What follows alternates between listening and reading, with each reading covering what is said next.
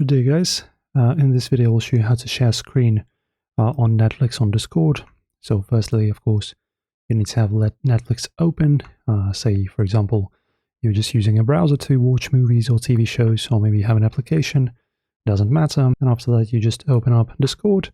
For example, you create a community or maybe join the one that already exists. And after that, guys, you just pretty much answer the voice call, and you will have this share your screen button, like a small monitor.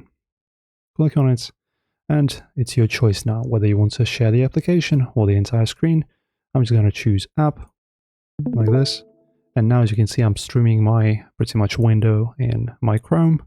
And now whoever is in your call can see the content on your screen and watch maybe some movies along with you on Discord. Enjoy, guys. If this helped you out, don't forget to like and subscribe, and enjoy Netflix with your friends.